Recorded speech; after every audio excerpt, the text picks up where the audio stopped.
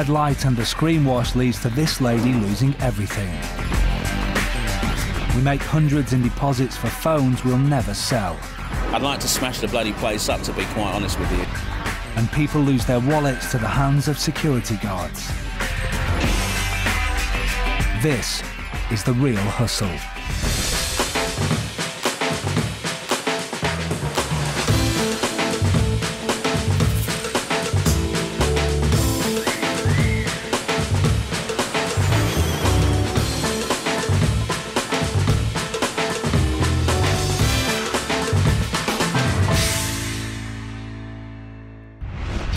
We're going to uncover the secrets behind the most popular scams being carried out by con artists in Britain today. Our real hustlers are Alex, the confidence trickster; Jess, the sexy swindler; Paul, the scam artist. They have been travelling the UK to demonstrate to our hidden cameras exactly how the cons work.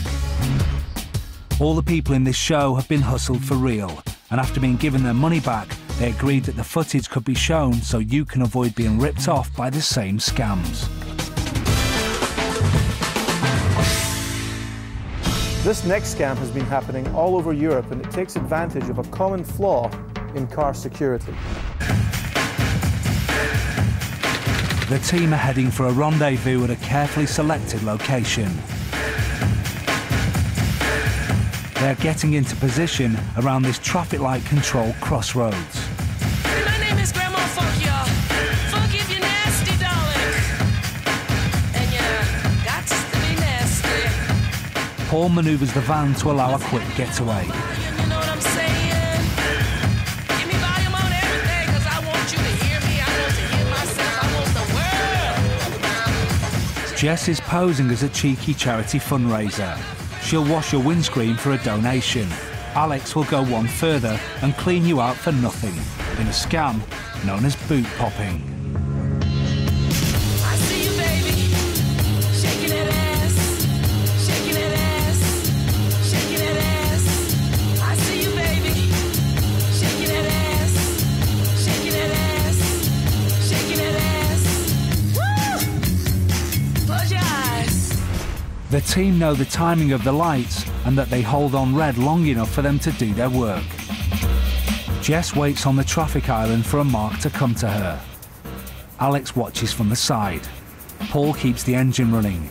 He's parked the van facing up the road, whilst prospective marks will be travelling down the road. This improves his chances of a clean getaway. This scam relies on being able to completely distract the victim. A cheeky top and cheerful chatter will hide Jess's darker motive of distracting the mark, so Alex can do his work undetected.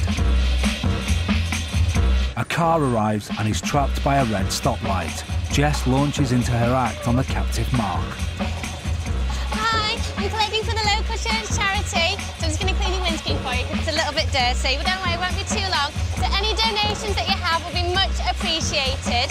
Anything from like £1 or £2 or anything. As Jess crosses to the driver's window, Alex takes his cue to go in. The mark hasn't seen what Alex is up to. He trawls for any valuables. Alex has got lucky. There is a suitcase and a handbag. The driver still hasn't noticed that she's being robbed. The bags are loaded and it's time to go. The lights change and Jess waves a friendly goodbye to the victim that she has helped to rob. The driver hasn't got a clue as to what has just happened back at the lights.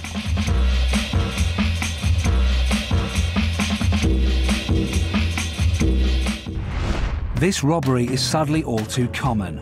We catch up with the driver, and before we give her back her stolen luggage, we get her side of the boot-popping heist. Oh, I've lost my bag. I had my overnight bag in as well, like my little pulley suitcase. The only person I've seen between now and then was the charity girl cleaning my window.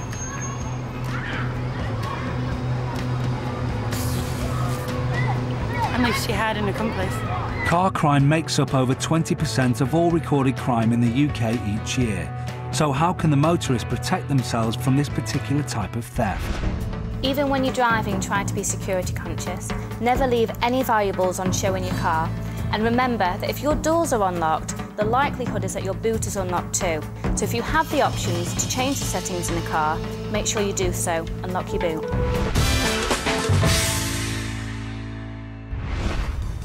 With 61 million mobiles connected to the UK network, everyone's always after the latest phones. Now that's a great opportunity for any hustler.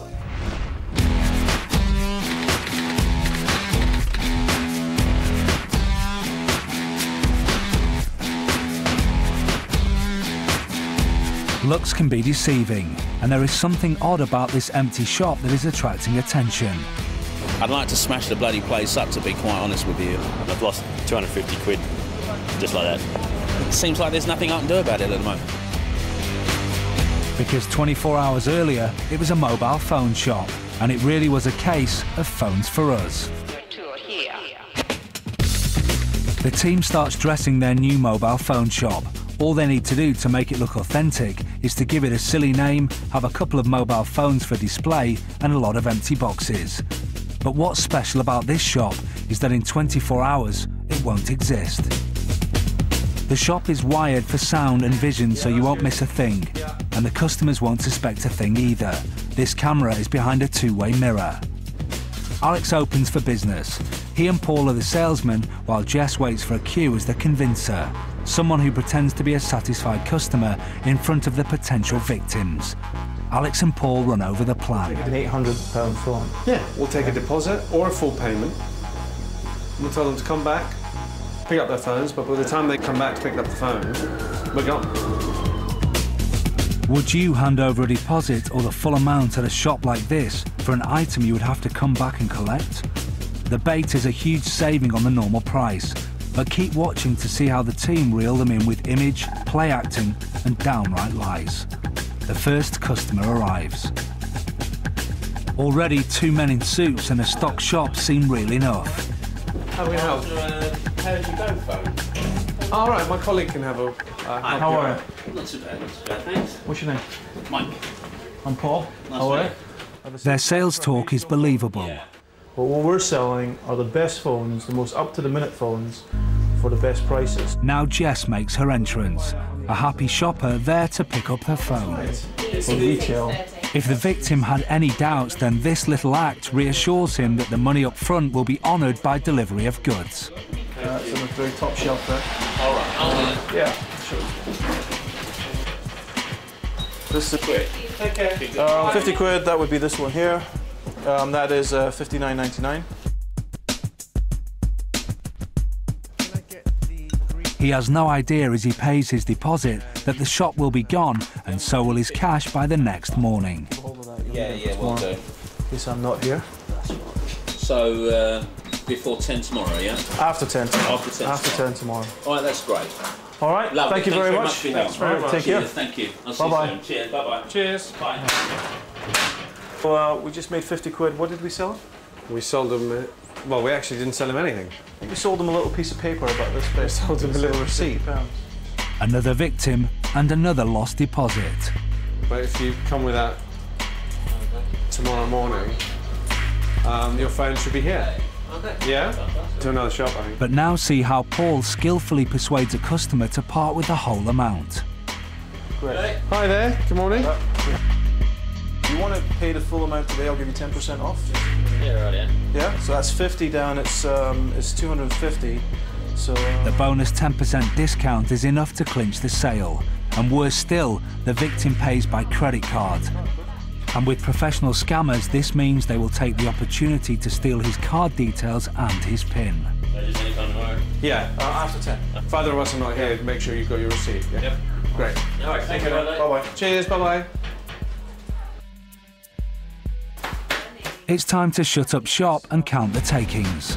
We've got about 1,300.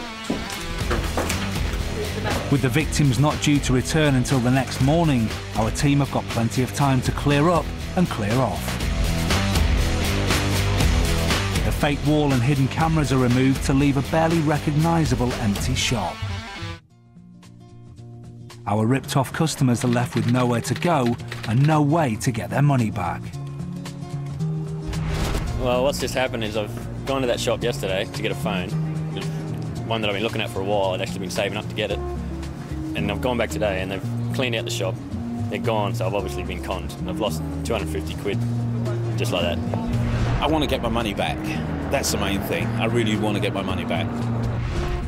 There's an old saying, if a hustler wants your money, all he needs to know is what you want. Don't be tempted into giving your money to a company you've never heard of unless you get the product in your hand.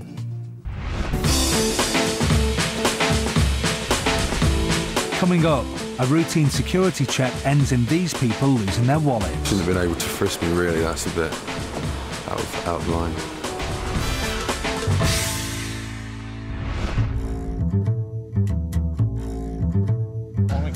The team are in Manchester's fashionable Canal Street, full of modern clubs, cafes and bars.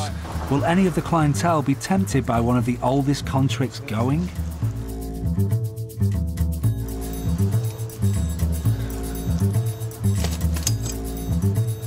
This is the 3 shell game, in this case played with 3 bottle tops and a P.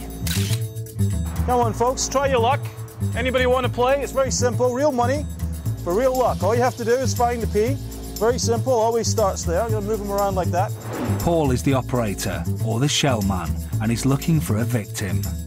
Come on in. Come on in. Don't just look. Stand over there. All you got to do is guess where the P is. It always starts there. All right, where is it now? I haven't done anything yet. Like that. Perfect. Just like that. Watch. There's the P. You know where it is. All I'm going to do is move them around like that. I'll do it again. You know it's not there. Where is it? This one. It's not there. It's not there. It's got to be there. Now, sounds like fun, but it is for money. You want to have a try? Yeah. Yeah? Maybe for some money, £10? Alex is a collaborator in the scam known as a shill. He is going to pretend to play the game and so entice the victims into betting. Even money paid. If you give me a tenner, I'll give you 20 back. All right, where is it now? There it is. I'm going to try and confuse you. A little bit of that. Where is it? Middle one. Middle one? Look at that. Sweet. You got a winner. All right. 10. Alex wins, and so the victims are conned into believing that they can succeed too. But the reality is that they don't stand a chance. All right. Move them around like that. What? Bring the money out your pocket. What you got? Come on. Don't listen to her. She doesn't know what she's talking about. Feel the luck. Feel the luck. All right, a tenner. Tenner for which one? Middle one. Tenner for the middle 20 one. on this one. 20 on that one. I've got to take the bigger bet. 20 on that I've got to take the bigger bet. Look. It's over there. You should have listened to this guy. He knows what he's talking. Do it again. This one's for you. Watch. Hey, the money on that. Alex loses, but this is all part of the plan to make the real players think that they are smarter and so are more likely to win. This one there. Show me your money. What have you got? Make it 20 so he doesn't come over the top of you. Come on. Make it 20. 20. Right? You shouldn't listen to me, mate. I already know it's over there. Look. We'll do it again. Jess is another shill, and she is there to squeeze more money from our victims by pretending to cheat for them against Paul. Okay, one more time, where is it? It's right there, yeah? All right, I'll do it for you this time. Jess leans in and whispers her plan. She will mark the bottle top that has the P under it with a smear of lipstick. If the players pick that one, then they can't lose. Of course, we know that they can't win. All right, it's in the middle one. Go on then, go on then. Don't drop it now. Jess leaves a tiny mark on the bottle top with her lipstick. Can I check it, just in case you... Yeah, all right, I know where it is. Now watch, do it very, very slowly, okay? You know exactly where it is. Where is it now? Come on, show me the money. Show me the money. What have you got? 20 quid. 20 quid. 20 quid on this one. No, that one. That one? That one. 20 quid on that one. How much are you betting? 20. On this one? 10. This one? That one. How much? 20? 20. 20. Well, it's not there, mate. It's over there. Like that. The victims have now lost £40. It's, was that you? No. With barefaced cheek, Paul accuses the players of cheating, which allows him to close the game and keep the money, as well as seeing off his victims before they realise they have been conned. This is a game for money. You can't cheat. Look. Okay? I got I'm sorry. No, I'm sorry. All right, I'm done. If you're not going to play fair, I can't play you. I'm sorry. Okay? Come on, folks, try your luck. It's a game. Anybody can play. Very simple. Paul is up for snaring more players, while his victims have time to reflect on their defeat. Well, initially, when I first went to have a bet on it, I didn't really think I would spend any money. But when the girl kind of like said, with this lipstick on it, that's going to be it. You kind of like assume, you know, how can it not be any different? So I guess because of the girl's presence made me spend a bit more money than I would have done. I'm going to give you... Paul, Alex and Jess are conning another pair. But even if these two choose correctly, they can never win. A skilled shellman uses sleight of hand and other tricks to always take your money. Which one? That one, you should have said over there, mate. Sorry. That's how the game works. Sorry, guys. The shell game is centuries old, and people are still falling victim to it all over Europe. The problem is, they will never win, as this game relies solely on the hustler's sleight of hand. This is called the shell and P. There's no P here. There's no P here. The P starts right there, like that. Nothing under here. All you have to do is watch for the P. Here we go. If I wanted to, I could put the P here, or I could put the P here.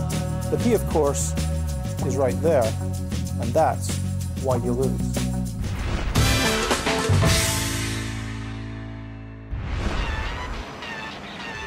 The real hustlers are going to show you how to get free drinks off your mates by using proposition bets on some unsuspecting customers in this local pub.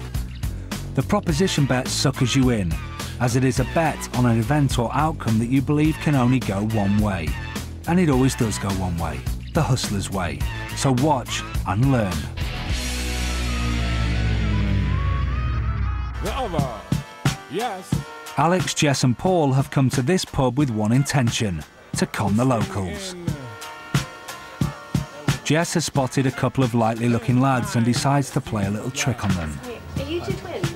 You are? Can you sit next to each other? Yeah, sure. Thank you. Oh my god, it's real funny. Can you look at each other? That's like looking in a mirror. Twins should have no trouble copying one another, but can they copy everything that Jess does? Badly. I bet that you can't copy, you know, like a mirror image? Yeah. Everything that I do. Alright, yeah. Okay, well this is quite good because we've got the same glasses. Take your glasses. I'll put a pan down as well, so it's just the glasses. You've got to put that. And all you need to do is copy everything that I do. If you can't do it, you buy me a drink and a ticket. If you can do it, I'll buy you both a drink. Yeah? That sound fair? Okay. So, hands in the cup.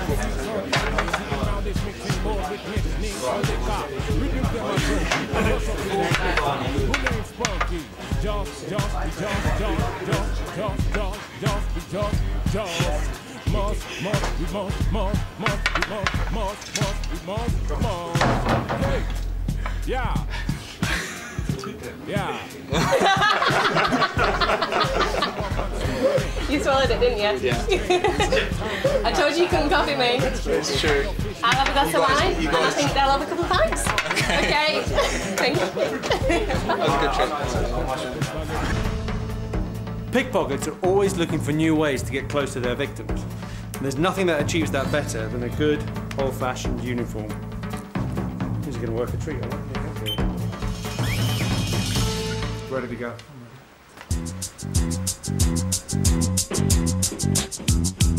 Alex and Paul are off to practice their security guard pat-down routine. Our hustlers have gone to this aircraft museum in Manchester. It's a good location because it's large, has many secluded spots, and we would naturally expect security at places like this. Jess will be helping the boys out later, but first, Alex and Paul find a part of the museum that isn't being watched by the real security guards. Whilst no one is watching, they put on their fake uniforms, with a little bit of help. Excuse me, madam. Can I just take my hat? Just take it. Thank you so much. Thank you so much. Move along. Right. Let's get into character. Now fully kitted out as security guards, all they have to do is wait, and it's not long before their first victim arrives. Excuse me. Could I ask you to come over here for just a second, please? Routine security check. May I look inside your bag? Because he is wearing a security guard's uniform, she allows Paul to delve into her bag. Do you have anything sharp in here at all? Anything I should be aware of? Anything in your back pockets here at all? No. No? Nothing in your back pockets? No. While Alex distracts the mark, Paul takes her purse out of the bag. Just see if there's anything here. Okay. I'll use it that. No problem. Thank you. Thanks very much for your help. Bye-bye. An easy steal. Now Jess comes into play. Excuse me. Can we just check inside your bag for a second, please? It feels completely normal that they would check Jess's bag as well. Paul simply slips in the stolen wallet and Jess walks away with the evidence. It's not long before another mark walks into the trap. Excuse me, sir. Can I ask you to come over here for just a second? It's a routine security check. You don't mind putting your arms up for me, please? Check here. Do you have anything sharp in here? No. At all? No? How about here? No? There goes the wallet. Put your arms down. All right. Thank you very much. Okay. Have a lovely day. Thanks. Bye-bye. He even thanked Paul for making him feel secure, not realising that he has just lost his wallet. And check inside your bag. Again, Jess comes back to take away the evidence.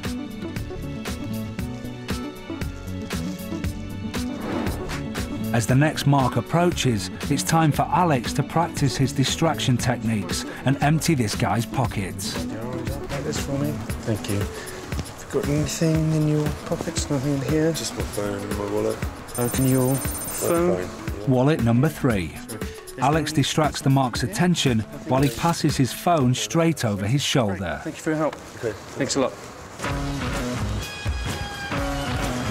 Staying too long could arouse suspicion. It's time the hustlers made a clean getaway, and we came clean with their victims.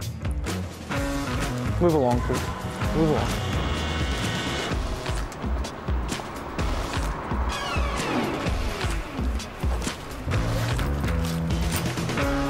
My purse is in my bag. I think the guy that was checking my bag might have taken my purse out of my bag. I wouldn't have realised they weren't security guards.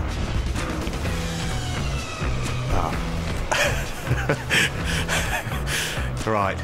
I was probably too trusting. You know, guy stands up with a security guard hat on and a security tab and asked me to lift my arms up. He was going to search me. Looks officious enough. I was like, trusting, too trusting. More fool me. I felt a bit stupid really because he didn't have like any real identification apart from the uniform, so I just felt a bit stupid. I'd just been sucked in by someone walking up just in a uniform. Shouldn't have been able to frisk me really. That's a bit out of line. This con works because of social compliance. We are all preconditioned to react in certain ways, especially when confronted with figures of authority, and people generally will do what they're told. Now, all a con man does is abuse that situation.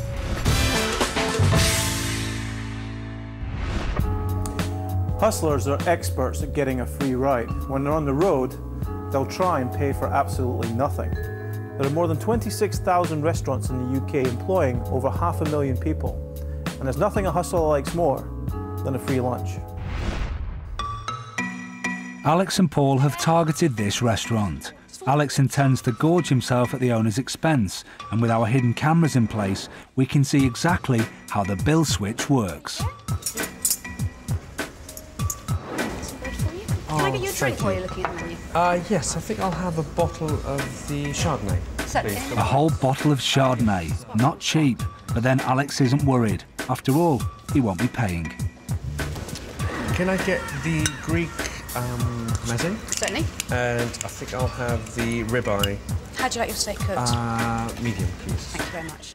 So far, Alex has racked up a bill of £45, but he won't let that spoil his appetite. Meanwhile, Paul must wait patiently nearby for the signal to say that Alex is ready for him to play his part in the con.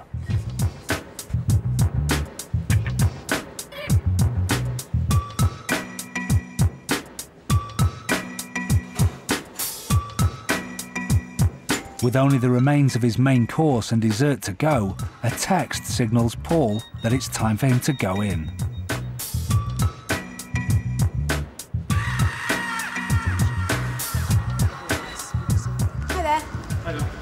please? Sure, just for coffee. Follow me. Alex has got room for a dessert, but what about Paul? He's settled for a cup of tea. For this con to work, both Paul and Alex must get their timing exactly right. First, Paul must get his bill. And now it's Alex's turn. Yes, of course. There you go. Thank you. Alex's bill is £63, and this is how he gets out of paying. Alex isn't going to do a runner. He's on his way to the toilets with the bill tucked in his pocket. Lovely.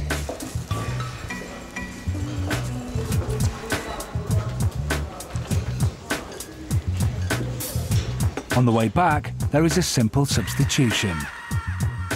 Alex makes it look easy. Alex's bill is now 65p for 1 cup of tea, and he must make sure he pays a waitress who hasn't served him. Thanks very much. Cheers, bye-bye. The waitress suspects nothing. Now Paul must brazen it out. Excuse me. Oh, I had a cup of tea for £63. Oh, Yeah. Yeah. Looks nice. But... Again, the waitress assumes that the customer is right. In Paul's case, he is. But a con like this could cost the waiter or waitress their job. Oh, thank you. As the team head off, it's Paul's turn for a slap-up meal. On the house, of course. Oh, I'm stuffed, mate. Starving. Where do you want to go? Where's the most expensive place in town? Ivy, please, mate. The actual switching of the bills is only a very small part of the scam. What's more important is the pressure that you put on the waiting staff, making them feel it's their fault and getting the decision-making back to them. I mean, most of the time, they'll even apologise to you. If you work in a restaurant, try to be really wary of taking payment from tables that you actually haven't been serving. And remember, the customer isn't always right.